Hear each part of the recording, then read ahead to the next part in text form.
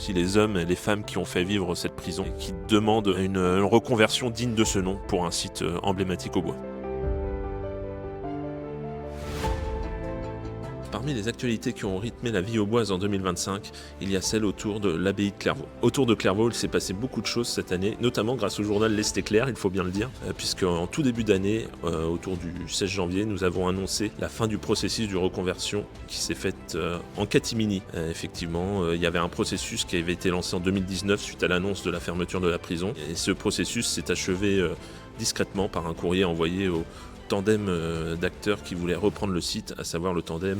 composé d'Adim et d'Edeis. La situation justement, c'est qu'il n'y a plus officiellement de processus de reconversion. Certes, des élus locaux comme François Barouin ou le président de la comité de communes de la région de Bar-sur-Aube, Philippe Borne, plaident pour le retour d'une prison, ce qui a d'ailleurs engendré la visite du ministre de la Justice Gérald Darmanin en début novembre. Sauf que ce projet pour le moment est encore très hypothétique et doit encore faire l'objet de discussions, notamment à Paris. Je dirais qu'il a réouvert une porte très petite, puisqu'il ne faut pas oublier que la prison centrale a été fermée il y a à peine 2 ans et demi,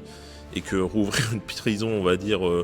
3 à 4 ans plus tard, ça peut paraître incompréhensible pour le grand public, les habitants, et aussi pour le maire local, puisque Gérard Picot s'est exprimé pas forcément en faveur d'une réouverture d'une prison, mais plutôt d'un projet de reconversion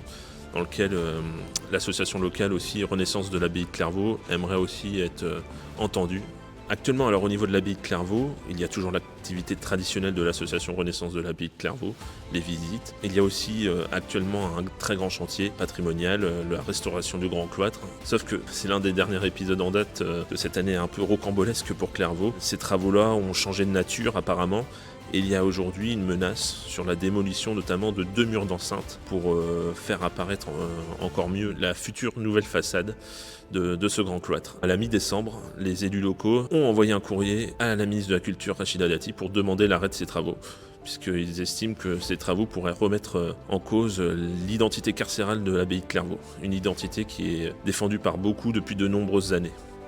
Alors le petit bonus de cette intervention, c'est pour vous rappeler que L'Est éclair a produit aussi cette année un ouvrage sur l'histoire de Clairvaux et de sa prison. Oui, c'est l'instant un peu pub, mais en même temps c'est un ouvrage qui,